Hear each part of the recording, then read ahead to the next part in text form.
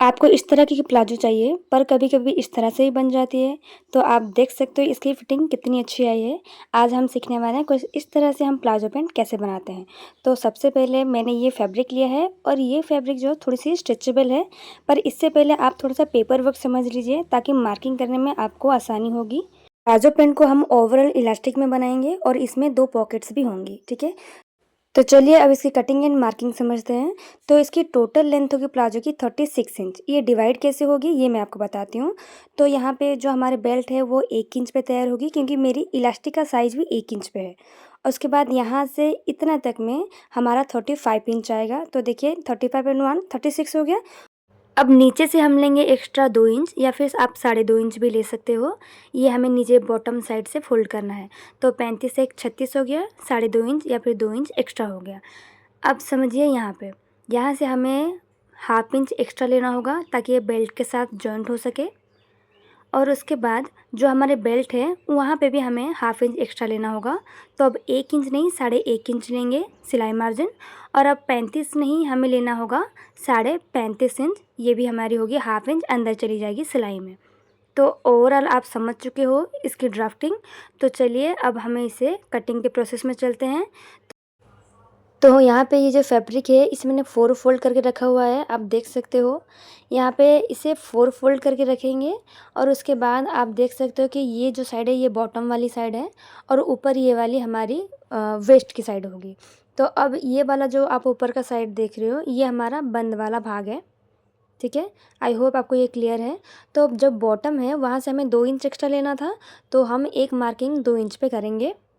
अगर आपको नज़र नहीं आ रहा होगा तो कुछ वाइट डॉट्स मैं वहाँ पे डाल दूँगी, तो वहाँ से आपको पता चल जाएगा मैंने मार्किंग कहाँ पे करी है। तो इंची टेप को बिल्कुल 2 इंच जहाँ पे मार्किंग करी वहाँ पे रखेंगे और इस तरह से ऊपर की ओर लाके 35.5 इंच पे आपको मार्किंग करनी है। तो आप देख सकते हो ये हमारी मार्किंग है। तो यहाँ पे ना एक्चुअली मुझसे ना 2 लाइन्स बन गई हैं। तो हमें नीचे वाले लाइन पे सारी मार्किंग करनी है, ना कि ऊपर में। ये वाली लाइन पे हमें सारी मार्किंग करनी है, ठीक है। इस बात का प्लीज़ आप थोड़ा सा ध्यान रखिएगा। तो चलिए अब इसकी मार्किंग करना शुरू करते हैं। ये हमारी हिप वाली पॉइंट होगी। तो आई होप आपके पास सारे मेजरमेंट्स होंगे। तो ये हैं सारे मेरे मेजरमेंट्स।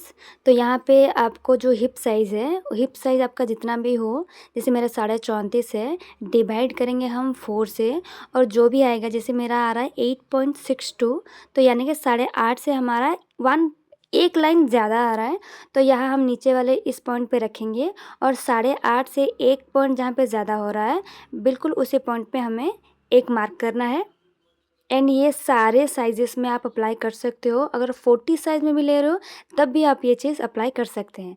जैसे यहाँ पे 8.5 में 1 इंच ज़्यादा लिया था ना, हमें इस वाले पॉइंट में भी 8.5 में 1 इंच ज़्यादा करके लेना है।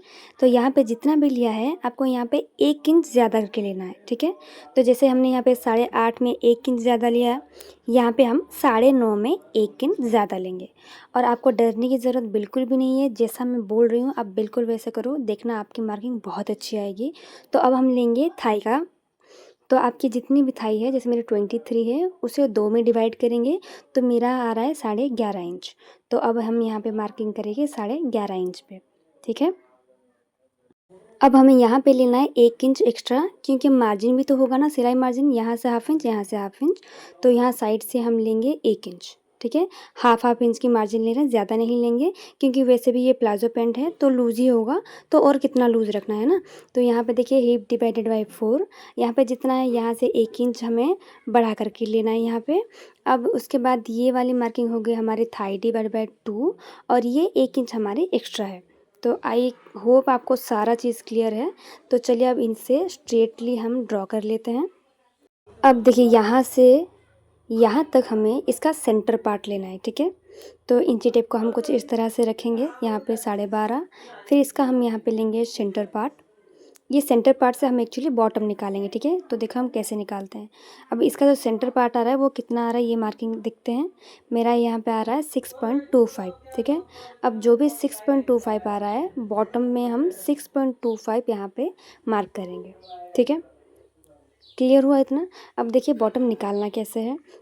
तो जैसे कि मेरे बॉटम का टोटल राउंड है 16 इंच, उसे हम डिवाइड करेंगे 2 से, तो ये आ गया हमारा 8 इंच, है ना। अब 8 को हमें फिर से 2 से डिवाइड करना है, तो ये आएगा हमारे यहाँ पे 4 इंच। अब यहाँ से इस साइड से 4 इंच, सेंटर से फिर उस साइड में हमें 4 इंच करके लेना है, ठीक है। तो चलिए यहाँ से देखिए इस साइड में हमें 4 इंच पे मार्क करेंगे और उस साइड से हम 4 इंच पे मार्क करेंगे, ठीक है। अब हमें चाहिए होगी स्केल, ये वाली स्केल जो एल कर्व स्केल होती है, लेग कर्व स्केल। तो यहाँ पे हमें इस तरह से रखना है, इसकी प्लेसमेंट आप देख लो और उसके बाद कुछ इस तरह से हमें यहाँ पे मार्किंग करनी है, ठीक है। तो उसके बाद इसे हमने ऐसे रखा था, अब इसे कुछ इस तरह से पलटेंगे और इस साइड में रखेंगे और फिर यहाँ पे यहाँ नीचे से लेके ऊपर तक हमें मार्किंग करनी है। तो देखिए यहाँ पे मार्किंग कंप्लीट है। अब ये ऐसे था, अब हमें इसे कुछ इस तरह से पलटना है और यहाँ पे ये हमारा जो हिप साइज़ है वहाँ पे लाके हमें इसे रखना है इस तरह से, ठीक है। अब इसके ऊपर हमें प्रॉपरली मार्किंग करनी है। तो इसके बाद यहाँ पे हमारी जो थोड़ी सी ना एक्स्ट्रा एरिया रह जाएगा यहाँ पे जितना 25 इंच 0.25, तो इस 0.25 को हम उस साइड में शिफ्ट कर देंगे इधर वाले में, ठीक है। और इसे ले जाके नॉर्मली सिंपल नीचे जॉइंट कर देंगे, ठीक है। अब इसका ना मैं आपको हेवी साइज़ लेके आऊँगी, ठीक है। तो अब देखिए क्रॉच लाइन के लिए कैसे मार्किंग करेंगे। तो क्रॉच लाइन अगर मान लीजिए आपको थोड़ा सा लूज़ मार्किंग हो गया है, टाइट हो गया है, तो अगर टाइट हो गया है तो थोड़ा सा अंदर की ओर से हम इसे राउंड शेप देंगे और अगर आपको लग रहा है आपकी मार्किंग सही है तो आप सेंटर से दे दें और अगर लूज चाहिए तो थोड़ा सा और ऊपर से दे सकते हैं। इस तरह से हमें अपना क्रॉच लाइन जो है उसे रेडी कर लेना है। क्रॉच लाइन के बाद हमारे जो फ्रंट वाला पार्ट है वो बिल्कुल ही इसकी मार्किंग रेडी है। तो इसी फ्रंट वाले पार्ट से हम हमारी बैक वाले पार्ट की भी मार्किंग करेंगे। तो यहाँ से देखिए आप अगर हैवी साइज़ में है, आपका पीछे की साइड से अगर प्लाजो पैंट या कोई भी पैंट नीचे आ जाता है तो आप 2.5 इंच में लीजिए। नीचे आ रहा है इसका मतलब ये है कि आपकी हिप लाइन जो है वो ज़्यादा है, मेरी हिप लाइन जो है वो बहुत कम है। यहाँ पे मुझे बेसिकली लेना चाहिए था 1.5 इंच, पर मेरे जो कस्टमर हैं उन्होंने कहा था कि उन्हें थोड़ा सा ऊपर तक चाहिए, इसलिए मैं यहाँ से 2 इंच पे मार्क कर रही हूँ। देखिए ये हमारा क्रॉच वाला साइड है, यहाँ से हमें 2 इंच पे लेना है, ठीक है। अब इस यहीं से हमें ऊपर की ओर भी 2 इंच लेना है। अब यहाँ से यहाँ हमें मिला देना है, ठीक है। तो देखिए यहाँ से बिल्कुल स्ट्रेट हमें रखना है और नीचे तक हम इसे मिलाएंगे। अब देखिए यहाँ इस वाले लाइन को हमें साइड कॉर्नर में लाके मिलाना होगा, ठीक है। तो इसे कुछ इस तरह से रखेंगे। स्केल की आप साइजिंग देख लीजिए कि आपको कैसे रखना है। इसे कुछ इस तरह से रखेंगे और मार्किंग कुछ ऐसे होगी। तो यहाँ से हमारी जो बैक पार्ट है वो आप आइडिया लगा पा रहे होंगे कि ये थोड़ी सी ऊपर जाने वाली है, ठीक है।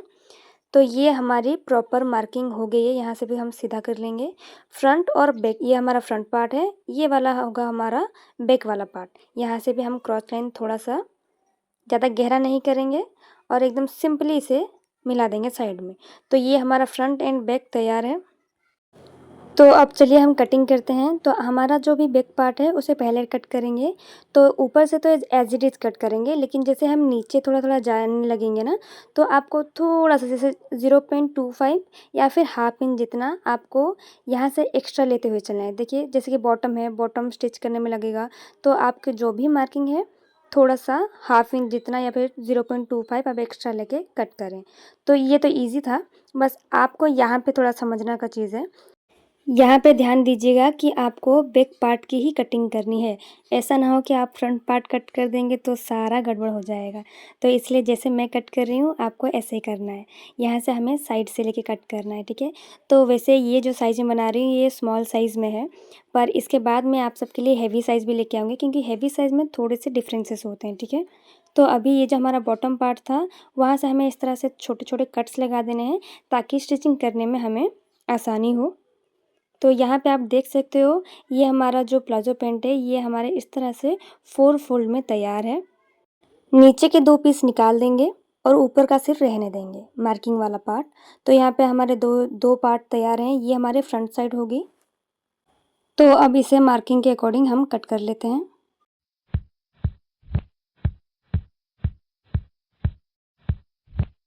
तो यहाँ पे आप देखिए ये प्लाजो पैंट का फ्रंट और बैक दोनों पार्ट हमारे कट होके क्लियर हो चुके हैं। तो अब इसके बाद हम करेंगे पॉकेट की मार्किंग और इसके बाद ही मैं आपको स्टिचिंग का वीडियो लेके आऊँगी क्योंकि बहुत ज़्यादा लंबा हो जाएगा।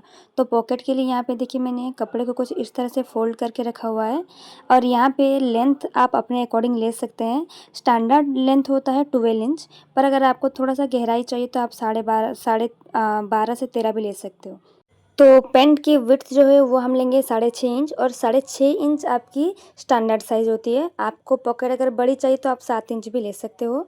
अब इसके बाद हमें लेना है इसका लेंथ, तो लेंथ मैं यहाँ पे ले रही हूँ 12.5 इंच। 12.5 इंच के बाद हम यहाँ पे एक स्ट्रेट लाइन इस तरह से ड्रॉ करेंगे।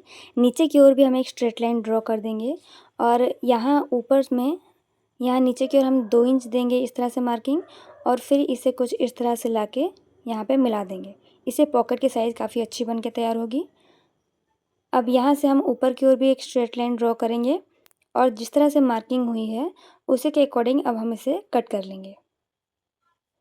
बस इतना करते ही हमारी पॉकेट कट के तैयार है और इसके स्टिचिंग की वीडियो मैं आपको नेक्स्ट पार्ट में शो करूँगी।